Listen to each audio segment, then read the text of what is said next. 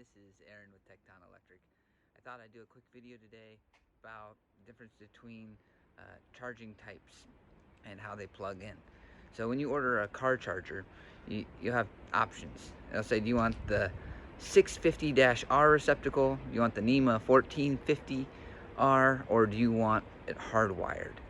So I have a couple of chargers behind me, my favorite chargers. They are the ChargePoint Home Plus. So these are fantastic chargers. They can vary the speed, so depending on how much room you have at your panel, you can put one in that'll charge at 24 amps all the way, it says, up to 80 amps. If you go over 60 amps in charging, they want you to hardwire the charger. So neither one of these chargers are hardwired. They both have a plug on them, but I can take the plug out and hardwire it in. Also, if you hardwire your charger, there's a rule in the 2020 code that says that they want you to have the breaker be able to be locked in the off position. So once you hit that 60 amp, you're supposed to be able to lock the 60 amp in an off. So it should have a little clip on it. You can put a padlock on it. So that's something to keep in mind.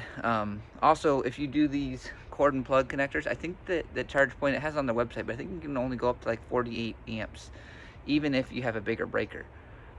So the most you're going to get out of these is about 37 miles per hour, but that's pretty fast for a home charging station. So you get 37 miles of range for every hour if you have the means in your panel to take care of that. So what I've installed here is a NEMA 1450 enclosure, and the NEMA 1450 has 4 holes. 2 of those are for hots, and 1 of those is for a neutral. So you can get 240 out of this. It also has capability for 120. I saw some other videos, they said this is good, you know, if you have an RV, you can maybe use this plug. A lot of RVs use this plug. That's true. That can work. You can also change out the plugs on your RVs. But so the big thing about this is it's got the capability for 120, so some things have other controls. What's interesting on the car charging side of it is these 2 chargers I have down here. One of them has a NEMA 650-R. That's only got the 3 prongs on it. Or you have the NEMA 1450, and that's got the 4 prongs. But when you open it up inside, opening them up right now, they look exactly the same. This is the 650. You see it's got 3 clips on it. And this is the 1450. Also has 3 clips. So it doesn't even have a spot for the neutral inside of the charger. So what's the point? Why would you ever put a 1450 instead of a 650? Like, if you run the 650, the electricians will know this, you're only running 2 hots and a ground. That's 3 wires. Now, this run that I did is pretty long. It's like 50 feet. So 50 feet of an extra wire, that could cost me, right now with copper prices, an extra or extra like 50, 60 bucks. So why would I throw it in there?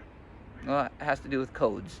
A lot of times, I think with the new code cycle, that they don't want you to have one of these out here without a neutral. If you run a box, you're supposed to have a neutral in it.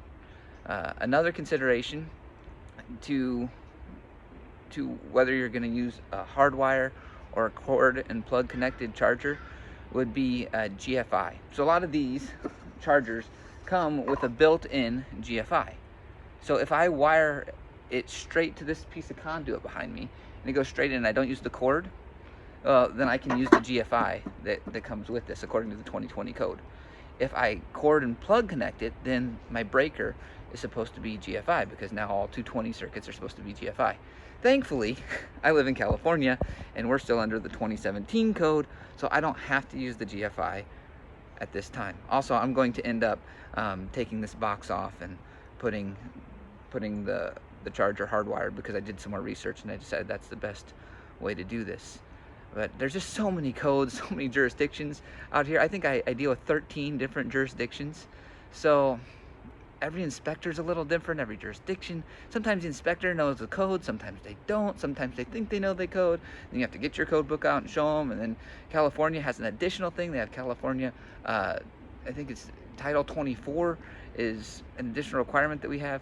So there's a lot to think about, and it's really good to consult a professional before you throw your charger. And it can up the range of the charger. You might think that you're getting more than you're getting, so think about what you're paying for. Um, the safety aspect also, I don't like the cord and plug connection myself, because it's just one more connection point. You're always plugging it in, taking it out, plugging it in, taking it out. And some of these plugs are cheap. The one that I put in here, it's made by Leichen. It's a NEMA 1450, it's certified, it's all that, but I've seen some of these melt, you know? So I'm gonna just hardwire this, and then make sure take out this connection point. We don't need it.